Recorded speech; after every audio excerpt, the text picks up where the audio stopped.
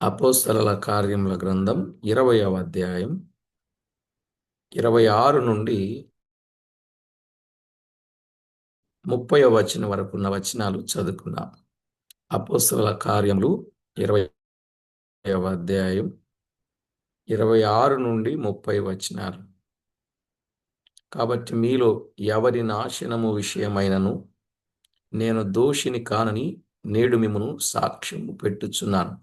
దేవుని సంకల్పమంతయు మీకు తెలుపకుండా నేనేమియూ దాచుకొనలేదు. దేవుడు తన స్వరక్తమిచ్చి సంపాదించిన తన సంఘమును కాయుటకు పరిశుద్ధాత్మ మిమ్మును దేనియందు అధ్యక్షులనుగా ఉంచెను. ఆ యావత్తు మందను గూర్చియు మీ మట్టుకు మిమ్మును గూర్చియు జాగ్రత్తగా ఉండుడి. నేను వెళ్ళిపోయిన తరువాత క్రూరమైన తోడేళ్లు మీలో ప్రవేశించునని నాకు తెలియను. వారు మందను కనికరింపరు మరియు శిష్యులను తమ వెంట ఈడ్చుకొని పోవలనని వంకర మాటలు పలుకు మనుషులు మీలోనే బయలుదేరుదురు. చదవబడిన దైవలేఖనం కొరకు ప్రార్థన చేసి వాక్యాన్ని ధ్యానం చేద్దాం. కరుణా సంపన్నుడవైన మా దేవ, కృపా సత్య సంపూర్ణుడవైన మా ప్రియ ప్రభువా, అత్యంత ప్రేమాస్వరూపి, నమ్మదగిన దేవ, నమ్మకమైన మా ప్రభువా, మమ్మునెంతో ఎక్కువగా ప్రేమించుచు విడువక మా ఎడల కృప చూపుచూ ఉన్నవాడా, మమ్మను జ్ఞాపకం చేసుకొని దినదినము అనుదినము కాచి కాపాడుచూ ఉన్నవాడా, మీ ఘననామానికి స్తోత్రములు. మా ప్రభువా, మీరు చేసిన మేలులన్నింటిని బట్టి, చూపిన మేలులన్నింటిని బట్టి, ఉపకారములన్నింటిని బట్టి మిమ్మును ఎంతో స్తుతిస్తున్నాం. మమ్మను ఏమాత్రము విడువలేదు, మమ్మను ఎడబాయలేదు. మా ప్రభువా, మా బ్రతుకులో మీరెంతగానో ప్రేమించి సమస్త విషయాలలో తోడయుండి మమ్మను నడిపించుచూ ఉన్నందుల కొరకు స్తోత్రములు. మీ కృపా కనికరములు మా పైన ఉంచి మా పక్షంగా మేలు చేస్తూ ఉన్నందుకు మిమ్మును మేమెంతగానో స్తుతించుచూ ఉన్నాం. కరుణగల మా ప్రభువా, కృపగల మా తండ్రి, అన్ని విధాల ఎల్లవేళల మీ సహాయము చేత మమ్మను నడిపించుచున్న మీ ప్రేమ కొరకై స్తుతి స్తోత్రములు చెల్లించుచు మా ప్రాణనాథుడు, ప్రియుడు, మా రక్షకుడు, మమ్మను ఏమాత్రము విడువక ఎడబాయక కృపచూపుచు మా పక్షంగా మేలు చేస్తున్న మా ప్రభువు, మా రాజు, మా రక్షకుడైన యేసుక్రీస్తు అమూల్యమైన నామమున స్తోత్రము చెల్లించి స్తుతించి ప్రార్థించి మిక్కిలి వినయముగా బ్రతిమలాడి వేడుచున్నాము తండ్రి. ఆమేన్. ప్రభునందు ప్రియులారా, మనము చదువుకున్న దైవ గ్రంథములో నుండి పౌలు ఎంతో దివ్యమైన వర్తమానం ఎఫెసు సంఘ పెద్దలను పిలిచి ఆయన అందిస్తూ ఉన్నట్లు మనము చూస్తూ ఉన్నాం. నిజమే, చాలా విషయాలు చెప్పుకుంటూ వచ్చి ఇక్కడ 26వ వచనంలో 27వ వచనంలో మీలో ఎవరి నాశనము విషయమైనను నేను దోషిని కానని నేడు మిమ్ములను సాక్ష్యము పెట్టుచున్నాను అన్నాడు. అంటే ఆయన ప్రతివారికి మానక బుద్ధి చెప్పాడని, మరవక బుద్ధి చెప్పాడని, రాత్రింబగళ్ళు బుద్ధి చెప్పాడని, బుద్ధి చెప్పినప్పటికీ మీరు మారకపోతే అది మీ విఘ్నతకే అనే విషయాన్ని ఆయన ప్రస్తావించాడు. అది మీ విఘ్నతకే అనే సంగతి ఆయన తెలియచేస్తూ ఉన్నాడు. నిజమే, 18వ అధ్యాయం 6వ వచనంలో ఒక మాట చెప్పాడు. 18:6 వారు ఎదురాడి దూషించినప్పుడు అతడు తన వస్త్రములను దులుపుకొని మీ నాశనమునకు మీరే ఉత్తరవాదులు. నేను నిర్దోషిని. ఇక మీదట అన్యజనుల యొద్దకు పోవుదునని వారితో చెప్పి అనే మాట ఈ భాగంలో మనం చూస్తున్నాం. అర్థమైందండి? ఏమన్నాడు? చాలా తేటగా చెప్పాడు. పౌలు దేవుని వాక్యాన్ని చెప్పడానికి ఇష్టపడి యేసే క్రీస్తుని దృఢముగా సాక్ష్యమిస్తున్న సమయములో కొందరు ఎదురాడి దూషించినట్లుగా మనము చూస్తున్నాం. ఎదురాడి దూషించిన వారుగా. ఈ ఎదురాడి దూషించిన సమయములో ప్రియులారా జరిగింది ఏమంటే, ఆయన తన వస్త్రములను దులిపేసుకున్నాడు. మీ నాశనమునకు మీరే ఉత్తరవాదులు, నేను నిర్దోషిని అని చెప్పాడు. కనుక ఈ సంగతులను మనము వింటున్నప్పుడు మనకు అర్థమయ్యే సత్యం ఏమిటి అనంటే, ఇక్కడ కూడా అలాంటి పని జరిగింది కనుక ఇక మీ నాశనమునకు మీరే ఉత్తరవాదులు, నేను నిర్దోషిని అనే మాట ఆయన చెప్పుచూ ఉన్న సందర్భం మనకు కనబడుతూ ఉంది. అదే సమయంలో ఏస్కేలు గ్రంథములో 33వ అధ్యాయం, ఏస్కేలు గ్రంథం 33వ అధ్యాయం 7 నుండి 9 వచనాలు చదువుకుంటే, నరపుత్రుడా, నేను నిన్ను ఇశ్రాయేలీలకు కావలివానిగా నియమించి ఉన్నాను గనుక నీవు నా నోటి మాటను విని నాకు ప్రతిగా వారిని హెచ్చరిక చేయవలెను. దుర్మార్గుడా, నీవు నిశ్చయముగా మరణమునందుదు అని దుర్మార్గునికి నేను సెలవీయగా అతడు తన దుర్మార్గతను విడిచి జాగ్రత్త పడునట్లు నీవు ఆ దుర్మార్గునికి నా మాట తెలియజేయని ఎడల ఆ దుర్మార్గుడు తన దోషములను బట్టి మరణమునందును గాని అతని ప్రాణమును గూర్చి నిన్ను విచారణ చేయుదును. అయితే ఆ దుర్మార్గుడు తన దుర్మార్గతను విడువవలెనని నీవు అతనిని హెచ్చరిక చేయగా అతడు తన దుర్మార్గతను విడువని ఎడల అతడు తన దోషమును బట్టి మరణమునందును గాని నీవు నీ ప్రాణము దక్కించుకొందువు. అర్థమైందండి? అంటే ఎవరి ప్రాణానికి వారే ఉత్తరవాదులు. చెప్పకపోతే సేవకుడు ఉత్తరవాది, చెప్పిన తర్వాత వినకపోతే, అంగీకరించకపోతే తన ప్రాణానికి తానే ఉత్తరవాది. కాబట్టి ప్రతి ఒక్కరూ కూడా దైవ లేఖనంలో వ్రాయబడినట్లు తప్పనిసరిగా చెప్పే ప్రయత్నం చేయాలి. అలా చెప్పకుండా మౌనంగా ఉండడం మంచిది కాదు. కనుక ప్రతి వ్యక్తి ప్రభునామ మహిమార్థమై ఖచ్చితంగా చెప్పాలి. చెప్పిన ప్రతి ఒక్కరూ దేవుని దృష్టిలో నేరము చేసిన వారు కారు. చెప్పకపోతే వారి ప్రాణానికి మనమే ఉత్తరవాదులం. చెప్పినప్పుడు వినకపోతే వారి ప్రాణానికి వారే ఉత్తరవాదులు. ఎంత వివరంగా దైవ గ్రంథంలో వ్రాయబడి ఉన్నదో చూడండి ప్రియులారా. ఇక పౌలు గొప్ప సువార్త ప్రచారకుడు. దాని శుభవార్తను గూర్చి కొన్ని మూల సత్యములను ప్రకటించి వేరే చోటుకు పోవడం యుక్తమని అతడు అనుకోలేదు. దేవుని సంకల్పమంతయు బయలుపరచెను అన్నాడు. అవును, పౌలు దేవుని సంకల్పం అంతా కూడా ఏం చేశాడు? బయలుపరచిన వాడుగా ఉన్నాడు. దేవుని సంకల్పం అంతా బయలుపరిచాడు. 27వ వచనంలో చెప్పాడు చూడండి. అపోస్తలుల కార్యములు 20వ అధ్యాయం 27వ వచనం. దేవుని సంకల్పమంతయు మీకు తెలుపకుండా నేనేమియూ దాచుకొనలేదు.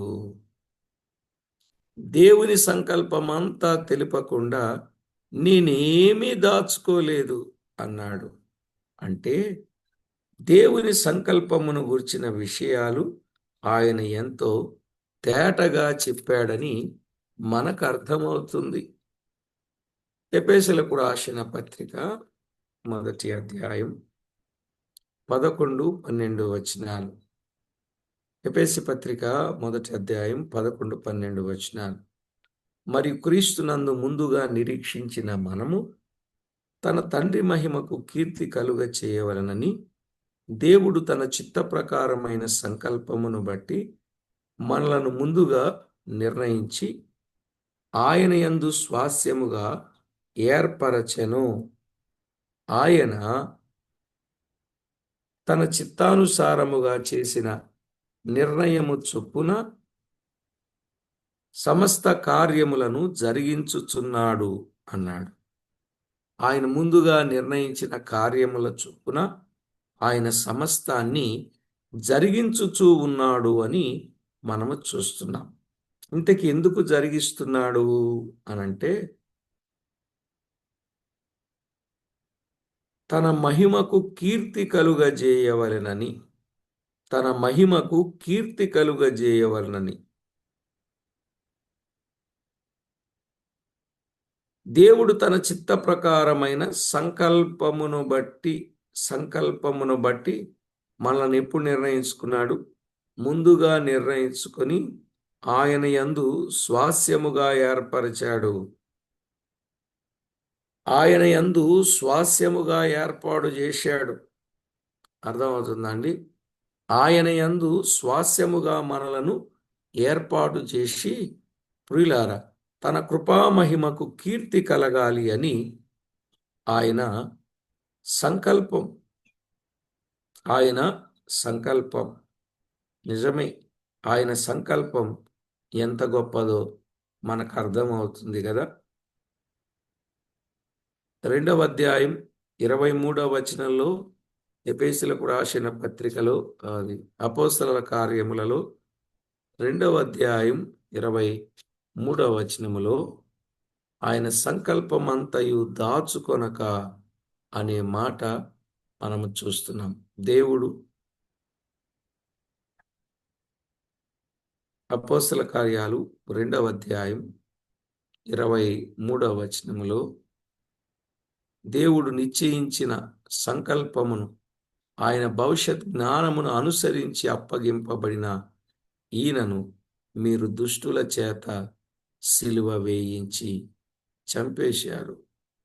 కానీ మరణము ఆయనను బంధించుట అసాధ్యము గనుక దేవుడు మరణ వేదనలు తొలగించి ఆయనను లేపెను అనే మాట మనము చూస్తున్నాం. కాబట్టి ప్రభునందు ప్రియులారా దేవుడు ఆయనను లేపాడు.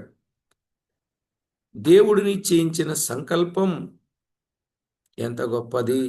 ఒకటి, ఆయనను సిలువ వేయాలి అని, రెండవది మరణించిన ఆయనను లేపాలి అని.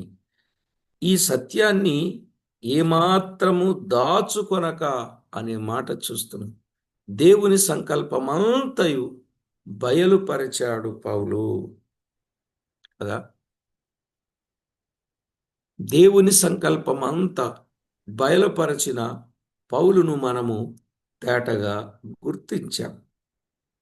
ఇక తిమోతికు రాసిన 2వ పత్రికలో తిమోతికి రాసిన 2వ పత్రికను గూర్చిన ప్రస్తావన వచ్చినప్పుడు చూడండి. 1వ అధ్యాయం 9-10 వచనాలు. 1వ అధ్యాయం 9-10 వచనాలు. మన క్రియలను బట్టి కాక తన స్వకీయ సంకల్పమును బట్టి అనాది కాలమునని క్రీస్తు యేసు నందు మనకు అనుగ్రహింపబడినదియు క్రీస్తు యేసును మన రక్షకుని ప్రత్యక్షత వలన బయలుపరచబడినదియునైన తన కృపను బట్టి మనలను రక్షించి పరిశుద్ధమైన పిలుపుతో ఆయన మనలను పిలిచెను. ఆ క్రీస్తు యేసు మరణమును నిరర్ధకము చేసి జీవమును అక్షయతను సువార్త వలన వెలుగులోనికి తెచ్చెను. సువార్త వలన ఆయన ప్రజలను వెలుగులోనికి తెచ్చిన వాడుగా మనము చూస్తున్నాం. నిజమే ప్రియులారా, జీవము గల దేవుని వాక్యములు ఆలోచన చేసినట్లయితే దేవుని యొక్క సంకల్పం ఎంత గొప్పది. అనాది కాలమునని మనలను ప్రేమించి పరిశుద్ధమైన పిలుపుతో ఆయన మనలను పిలిచి ఆ క్రీస్తు యేసు మరణమును నిరర్ధకము చేసి జీవమును అక్షయతను సువార్త వలన వెలుగులోనికి తెచ్చినట్లు మనము చూస్తున్నాం. దేవాది దేవుడు ఎంత గొప్ప దేవుడు ప్రియులారా. మన విషయంలో ఆయన సంకల్పము ఎంత గొప్పది. కనుక దేవుని సంకల్పం అంతయు మనము తెలియజేసినప్పుడు ఎవరి విషయమైనను మనము దోషులము కాము. అర్థమైందా? దేవుని సంకల్పం అంతా మనం చెప్పాలి. చెప్పినప్పుడు మనం దోషులంగా ఉండం. ఎవరైనా దేవుని సంకల్పమును గురించి చెప్పలేదనుకోండి, వాళ్ళు ఏమైపోతారు? వాళ్ళు దోషులవుతారు. అందుకే ప్రతి ఒక్కరూ దేవుని సంకల్పము చెప్పాలి. దేవుని సంకల్పం ఏమిటి?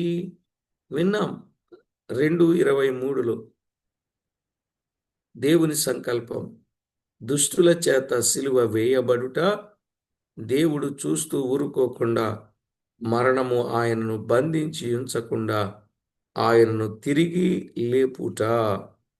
ఇది గనుక ఎవరైనా ఇంతటి శ్రమ అనుభవించిన వారు ఉన్నారా? ఆలోచన చేయండి. ఎవరైనా ఒక్కరైనా ఉన్నారా?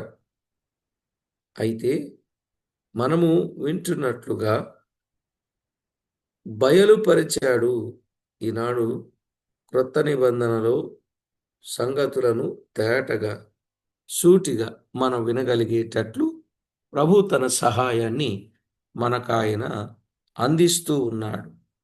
ఇక 28వ వచనాన్ని మనం చదువుకుందాం. 28వ వచనం, 20వ అధ్యాయం 28వ వచనం.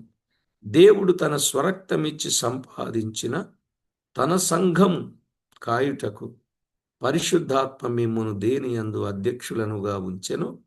ఆ యావత్తు మందను గూర్చియు మీ మట్టుకు మిమ్మును గూర్చియు జాగ్రత్తగా ఉండుడి అన్నాడు. దేవుడు స్వరక్తమిచ్చి సంపాదించిన తన సంఘం అన్నాడు కదండి. దేవుడు స్వరక్తమిచ్చి సంపాదించిన తన సంఘం. ఏమండి, రక్తం కార్చింది దేవుడా, యేసుక్రీస్తా అని అంటే యేసుక్రీస్తే అని మనం చెప్పవచ్చు. అయితే యేసుక్రీస్తు ఎవరు? ఆయన దేవుడు అనే మాట చూస్తున్నాం. ఏ దేవుడు? ఆదియందు వాక్యముండెను, వాక్యము దేవుని యొద్ద ఉండెను. వాక్యం ఎక్కడున్నది? దేవుని యొద్ద ఉన్నది. దేవుని యొద్ద ఉన్న వాక్యము ఎక్కడికి వచ్చింది? యోహాను సువార్త 1:1లో వాక్యము దేవుడై ఉండెను, వాక్యము దేవుని యొద్ద ఉండెను అని చూశాం.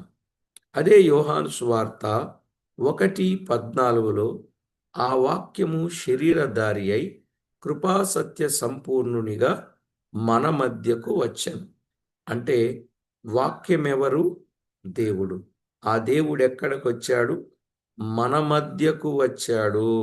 మన మధ్యకు వాక్యమై ఉన్న దేవుడు మన మధ్యకు వచ్చాడు. దేవుడు స్వరక్తం కార్చాలి అనంటే మహిమలో ఉన్న దేవుడు, సమీపింపరాని తేజస్సులో ఉన్న దేవుడు మన సమీపమునకు దిగి రావడం, అది గొప్ప సంగతి. ఎంతో ఉన్నతమైన విశేషం. అందుకే ఈ దేవుడు ఏ దేవుడు అన్నాడు? రోమాపత్రిక 9వ అధ్యాయం 5వ వచనములో, పితరులు వీరివారు, శరీరమును బట్టి క్రీస్తు వీరిలో పుట్టెను, ఈయన సర్వాధికారి అయిన దేవుడై ఉండి నిరంతరము స్తోత్రార్హుడై ఉన్నాడు. ఇక్కడ కూడా దేవుడు ఎలా వచ్చాడు? సర్వాధికారి అయిన దేవుడు శరీరమును బట్టి వీరిలో పుట్టెను అన్నాడు. ఈ మాటలు కొంచెం మీరు గమనించండి. శరీరమును బట్టి వీరిలో పుట్టెను. అయితే ఈయనెవరు? సర్వాధికారి అయిన దేవుడై ఉండి నిరంతరము స్తోత్రార్హుడై ఉన్నాడు అనే బైబిల్ గ్రంథపు వచనాలు చాలా స్పష్టంగా, దివ్యంగా వ్రాయబడినట్లు మనము చూడగలం. మరొక విషయం ఏంటంటే, దేవుడే, యేసుక్రీస్తు దేవుడే. తీతు పత్రిక 2వ అధ్యాయం 13వ వచనం, మహాదేవుడు మన రక్షకుడైన క్రీస్తు. ఆయన ఎవరు? మహాదేవుడు. మహాదేవుడు మన రక్షకుడు అన్నాడు. మీరు గమనించారా? మహాదేవుడు మనకు రక్షకుడుగా ఈ లోకానికి వచ్చాడు. మీరు గమనించాలి. వాక్యమై ఉన్న దేవుడు శరీరధారిగా మన మధ్యకు వచ్చాడు. దేవుడు మన మధ్యకు వచ్చాడు. రెండవదిగా సర్వాధికారి అయిన దేవుడు వీరిలో పుట్టెను అన్నాడు. పుట్టాడు అనే విషయం. ఇక మూడవదిగా ఆ సర్వాధికారి మహాదేవుడు మన రక్షకుడునైన యేసుక్రీస్తు. ఆయన మన నిమిత్తమై ఈ లోకానికి అరుదించిన గొప్ప ప్రేమమూర్తి. మహాదేవుడు మనకు రక్షకుడు. నాకు ఆ మాటలు చాలా అద్భుతంగా అనిపించాయండి. అలాగునని యేసు ప్రభు దేవుడు అనడానికి, దేవుడే మానవుడుగా ఈ లోకానికి అరుదించిన కారణాన్ని మనము తేటగాని గమనించాలి. ఇంకొక మాట కూడా మనం చూడొచ్చు.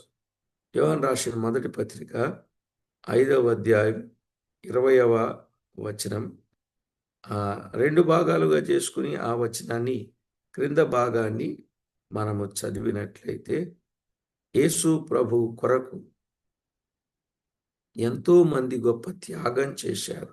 ఎందుకంటే ఆయన దేవుడు గనుక. ఆ దేవుడు ఏం చేశాడు అక్కడ? ఆయనే నిజమైన దేవుడు, నిత్య జీవమై ఉన్నాడు. ఆయనంటే పై భాగములో దేవుని కుమారుడైన క్రీస్తు అనే మాట. అంటే దేవుడే కుమారుడుగా మన మధ్యకు వచ్చాడు. దేవుడే కుమారుడుగా మన మధ్యకు వచ్చాడు. ఈ 4 వచనాలలో, ఆదియందు వాక్యముండగా, ఆ వాక్యము దేవుడై ఉన్నాడు, శరీరధారిగా మన మధ్యకు వచ్చాడు. సర్వాధికారి అయిన దేవుడైనటువంటి ఆయన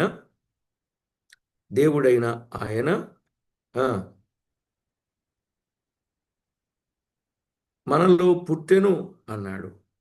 నిజమైన దేవుడు, నిత్య జీవమై ఉన్న ఆయన దేవుని కుమారుడుగా వచ్చాడు అని అన్నాడు. మరి 4వ మాట మన ముందు చదువుకున్నది. దేవుడు తన స్వరక్తం ఇచ్చి సంపాదించిన. దేవుడు ఏం కార్చాడు? తన స్వరక్తము కార్చాడు. అంటే ఆ దేవుడెవరు? ప్రభు అయిన యేసుక్రీస్తునే కదా. అర్థమైందా? ఈ 4 వచనాల వలన దేవుడెవరు? యేసుక్రీస్తే. చాలా మందికి మరి ఇందులో ఉన్న వాస్తవాలు తెలియక మాట్లాడతారు. ఆయన ఒక ప్రవక్త అంటారు, ఆయన దేవుని కుమారుడు అంటారు. ఆయన దేవుడు కాదంటారు. వాళ్ళకి ఈ వచనాలు తెలియదంటారా, తెలుసంటారా, లేక ఎందుకు ఇలా తయారవుతున్నారో మనకు అర్థం కావటంలే. అవునండి. దేవుడు మానవుడయ్యాడయ్యా ఎందుకు? రక్తం కార్చడానికి. ఎందుకండి? రక్తం కార్చడానికి. ఆయన గాని రక్తము కార్చకపోతే రక్షణ భాగ్యము మనకు కలుగదు గనుక, పరలోకములో మహామహిమలో ఉన్న దేవుడు భూలోకానికి అరుదించుటకు గల కారణం అదే. కనుక దేవుడు స్వరక్తమిచ్చి అంటే స్వరక్తం ఎవరిది? హెబ్రీ పత్రిక 13:12 కదా. కావున యేసు కూడా తన స్వరక్తము చేత ప్రజలను పరిశుద్ధపరచుటకే. యేసు కూడా తన ప్రజలను పరిశుద్ధపరచడానికి స్వరక్తం అంటే దేవుడు రక్తం కార్చి సంపాదించిన తన సంఘం అని చెప్పుటలో ఎంత వివరం ఉన్నదో మీకు అర్థమైందండి.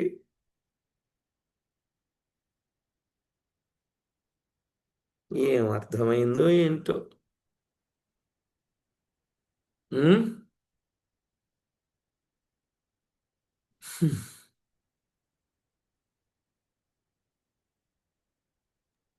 ఆయనే దేవుడు.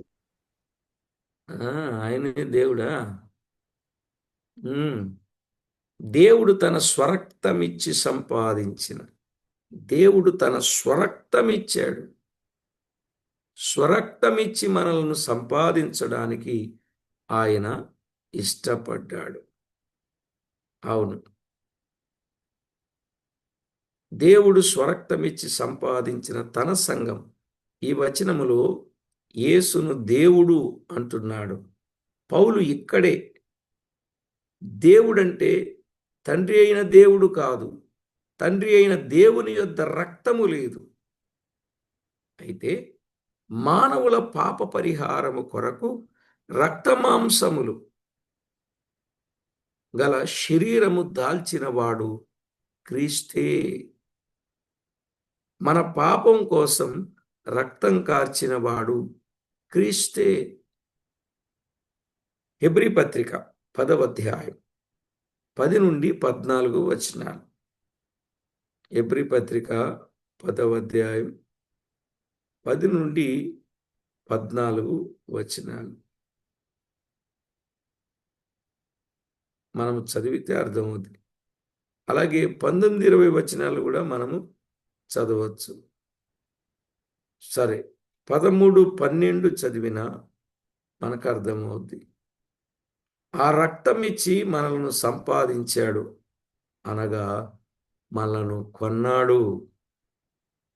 ఆ రక్తం ఇచ్చి మనల్ని ఏం చేశాడు? కొన్నాడు, సంపాదించాడు, విడిపించాడు, ప్రాయశ్చిత్తము కలిగించాడు. అందుకే ఎఫెసీయులకు రాసిన పత్రికలో 1వ అధ్యాయం 7వ వచనములో ఆ ప్రియుని యందు మనకు విమోచనము అనగా మన అపరాధములకు క్షమాపణ కలిగి ఉన్నది. అవును కదండి. ఇంతటి గొప్ప కార్యం, పుణ్యకార్యం ఆయన చేసిన వాడుగా ఉన్నాడు. కాబట్టి 13వ అధ్యాయం 12వ వచనం అపోస్తలుల కార్యాల్లో విషయాలు అర్థం చేసుకోవచ్చు. ఆ రక్తం ఇచ్చి మనలను సంపాదించాడు కదా. పేతురు రాసిన మొదటి పత్రిక 1:18 నుండి 19 వచనాలు మనము తేటగా చదివినట్లయితే అందులో కొన్ని అమూల్యమైన సత్యాలు వ్రాయబడ్డాయి. కనుక ప్రతి ఒక్కరూ కూడా ఆయన స్వరక్తము చేత మనలను సంపాదించుకోవడానికి ఆయన ఇష్టపడ్డాడు. అందుకే వెండి బంగారముల వంటి క్షయవస్తువుల చేత మీరు విమోచింపబడలేదు గాని క్రీస్తు యేసు రక్తము వలన, క్రీస్తు యేసు రక్తము వలన ఆయన మన నిమిత్తమై మనలను సంపాదించడానికి తన రక్తాన్ని ధారపోసిన వానిగా మనము చూస్తున్నాం. ప్రియులారా, నిజంగా ఆయన మన విషయంలో ఎంత ప్రణాళిక. ప్రకటన 5:19లో ఆయన వధింపబడిన వాడై అనే మాట.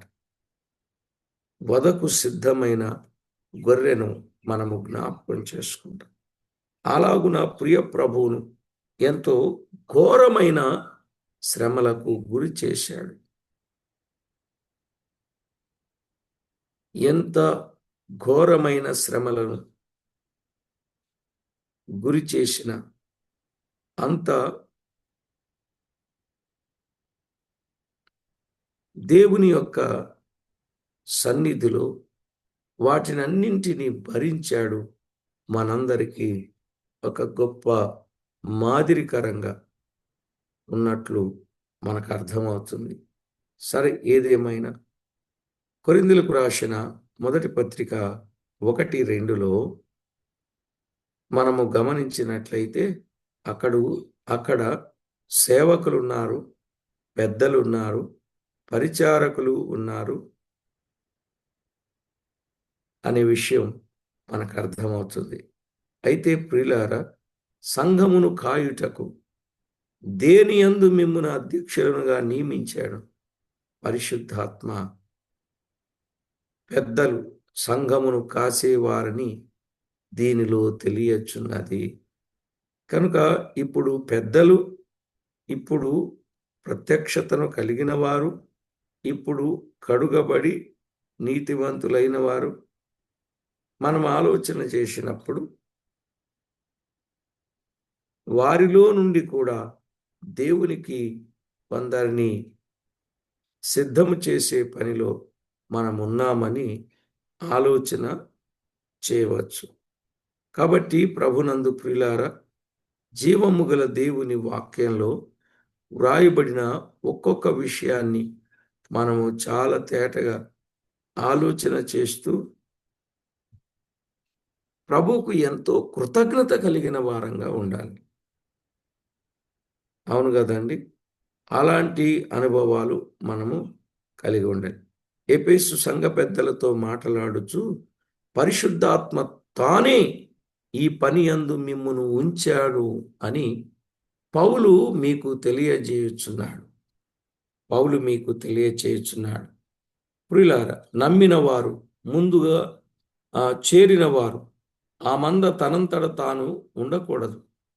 గొర్రెలకు పట్టే నానా రోగాలు ఉన్నాయి కదా, మరియు గొర్రెలను చెదరగొట్టే, చీల్చగొట్టే నానా శత్రువులు కూడా కాచుకొని ఉన్నారు.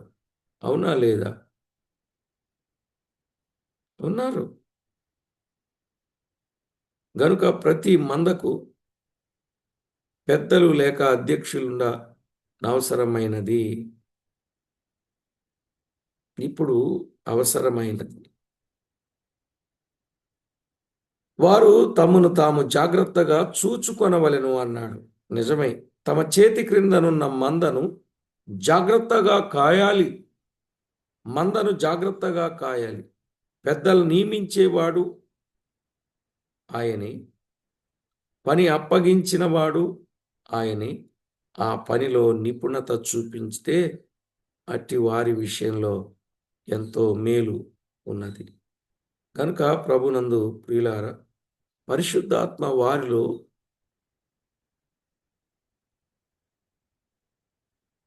ఉండదగిన గుణ లక్షణాలను తేటగా వివరించి పౌలు వలన తిమోతి, తీతు పత్రికలలో వ్రాయించిన వాడు పరిశుద్ధాత్మ.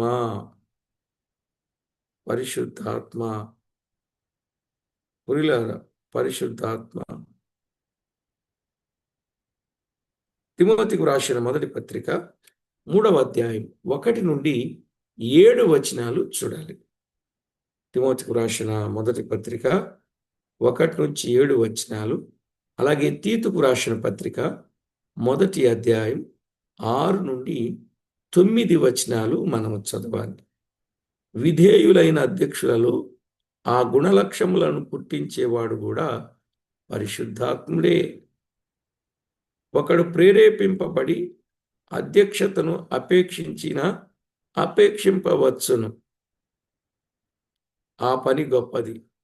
ఆ పేర్లు కూడా మంచిది. ప్రభు అయితే మన కొరకు చేసిన ఆ త్యాగాన్ని మనం గుర్తు చేసుకుంటూ ఉండాలి. అయితే యజమానుడైన పరిశుద్ధాత్మ గాని ఇట్టి వారిని అతి శ్రేష్టమైన గుణ లక్షణాలతో చూపిస్తారు. వారిని ఆయత్తపరిచి నియమిస్తాడు. అట్టి ఆత్మ ఉద్యోగములలో ఉన్నవారిని చూపింపగా సభికులు స్వీకరించి సన్మానించి వారికి విధేయత చూపుట అది రెండవ కార్యమై ఉన్నది. హెబ్రీ పత్రిక 13వ అధ్యాయం 17వ వచనం, తిమోతికు రాసిన మొదటి పత్రిక 5వ అధ్యాయం 17వ వచనం. ప్రియులారా, అధ్యక్షులుగా సంఘముని ఏం చేయాలి? కాయువారుగా, మేపువారుగా ఉండాలి. అంతే కదండి. సంఘాన్ని కాచేవారుగా, మేపేవారుగా ఉండాలి. సంఘమును కాచి మేపే వారికి ఉండవలసిన ముఖ్య లక్షణం ఏంటంటే ప్రేమ. ప్రేమేనండి సమస్తాన్ని జయించగలిగేది. ప్రేమ. హెబ్రీ పత్రిక 13వ అధ్యాయం 12వ వచనంలో, 13వ అధ్యాయం 17వ వచనం మనము చూడవచ్చు. ప్రభు పిల్లలమైన మనము ఎంతో చక్కగా నేర్పుతో వారిని మేపవలసిన ఆవశ్యకత ఉన్నది. ఎందుకంటే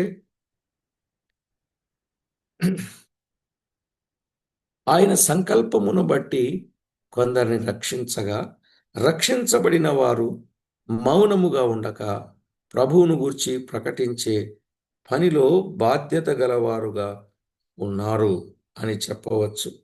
సరే, ఏదేమైనా సంఘమును కాచి మేపే వారికి ఉండాల్సిన ముఖ్య లక్షణం ఏమనుకున్నాం?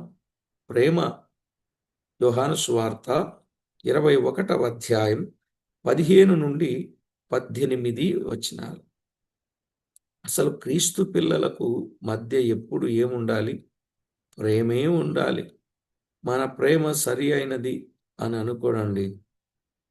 రేపు ఇక్కడే కాదు, రేపు ఆయన దేశానికి, ఆయన రాజ్యానికి మనం వెళ్ళినప్పుడు మనకు చక్కని ప్రశంసలు ఉంటాయి.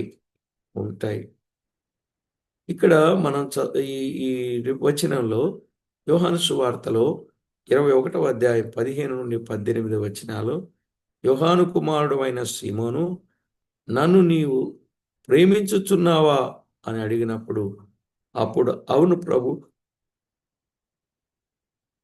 నేను నిన్ను ప్రేమించుచున్నానని నీవే ఎరుగుదు అని చెప్పాడు. ఆయన ఆ గొర్రెలను కాయుమని చెప్పాను. నన్ను ప్రేమిస్తే నా గొర్రెలను ప్రేమిస్తావు గనుక కాయుమని చెప్పాడు. ఆయన నా గొర్రెలు అనెను గాని నీ గొర్రెలు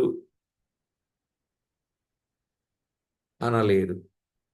ఆయన నా గొర్రెలు అన్నాడు గాని నీ గొర్రెలు మాత్రం అనలేదు. అది దేవుని మంద అని పెద్దలు ఎప్పుడూ మరచిపోకూడదు. మంద పైన ప్రభువులైనట్టు మాదిరిగా ఉండాల్సిన ప్రజలు, పెద్దలు మందకు భ్రష్టులైన వారుగా ఉండకూడదు. మంద పైన భ్రష్టులైన వారు కొందరున్నారు. ఉండక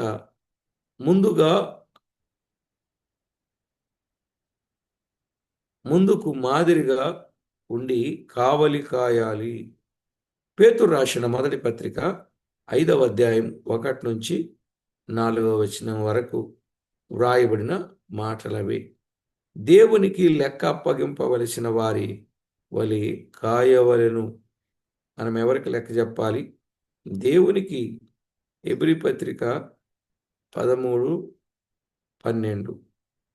హెబ్రీ పత్రిక 13, సర్లేండి, 17వ వచనం. దేని నుండి కాయవలెను అంటే క్రూరమైన తోడేళ్ల నుండి కాయవలెను. క్రూరమైన తోడేళ్ళు ఎక్కడ చూసినా క్రూరమైన తోడేళ్ళు ఈ తోడేళ్ల బారి నుండి తప్పించుకొని దేవునికి ఎంతో మహిమకరంగా జీవించవలసిన అవసరత మన మీద ఉన్నది. ప్రియులారా, పరిశుద్ధ గ్రంథమైన బైబిల్లో నిజంగా దేవుడు తన సంకల్పమంతయు ఏదియు దాచుకొనక ఎలాగునైతే ప్రభు పని చేశారో అలాగునే ప్రతి ఒక్కరూ కూడా దేవుని సంకల్పము దాచుకోకుండా దేవునికి మహిమకరంగా జీవించాలి. అదే సమయంలో దేవునికి అనుకూలంగా మనము జీవిస్తూ ఆయన నామాన్ని ఊరేగిస్తూ ఉండాలి. ఈ విషయాలన్నీ మనం అర్థం చేసుకొని ప్రభువుకు మరింత చేరువలో ఉండాలి. మరొకసారి జ్ఞాపకం చేస్తున్న చివరిలో, ఎవరి మరణానికి మనం ఉత్తరవాదులంగా ఉండకూడదు. అంటే మన కళ్ళ ముందు చనిపోతున్న వారి విషయంలో మనం వారికి సువార్త ముందుగానే చెప్పి చేయవలసినటువంటి బాధ్యత మన మీద ఉన్నది. ఆ విధంగా ప్రభు యొక్క మహిమార్థమై మనము ఎల్లవేళలా ఆయన చిత్తానుసారంగా మనము జీవిస్తూ ఏ ప్రేమ అయితే ప్రజల మధ్య లేదో అది మనము కనపరుస్తూ ప్రభువునెంతో మహిమపరచవలసిన వారమై ఉన్నామని ప్రభు పక్షంగా ప్రేమతో మీకు మనవి చేస్తున్నాను. ప్రార్థన చేసుకున్నాను. పరిశుద్ధుడా, మీకు వందనాలు నాయన. ఎవరి దోషం విషయమైనను మేము ఉత్తరవాదులము కాకున్నట్లు మమ్మను తీర్చిదిద్దమని కోరుతా ఉన్నాం. మా ప్రియ ప్రభువా, ప్రతి విషయంలో ఎల్లవేళలా మమ్మను మేము మీ చేతులకు అప్పగించుకొని మీరు ఎలాగూ చెబితే అలాగూ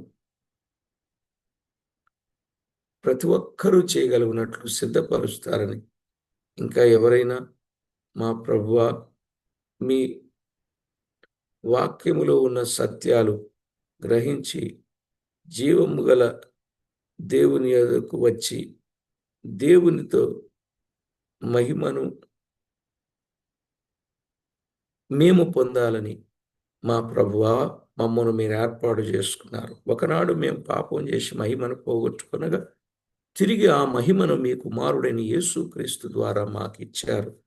కనుకనే మీ సంకల్పమంతయు ఏది దాచుకొనక ప్రతి ప్రజకు చెప్పేటట్లు మమ్మందరినీ సిద్ధపరచమని తోడయుండి కాపాడమని కోరుచు మా ప్రాణనాథుడు, ప్రియుడు, మా రక్షకుడునైన యేసుక్రీస్తు అమూల్యమైన నామమున స్తుతించి స్తోత్రించి ప్రార్థించి మిక్కిలి వినయముగా బ్రతిమిలాడి వేడుచూ ఉన్నాం మా పరమ తండ్రి. ఆమేన్. ప్రభునందు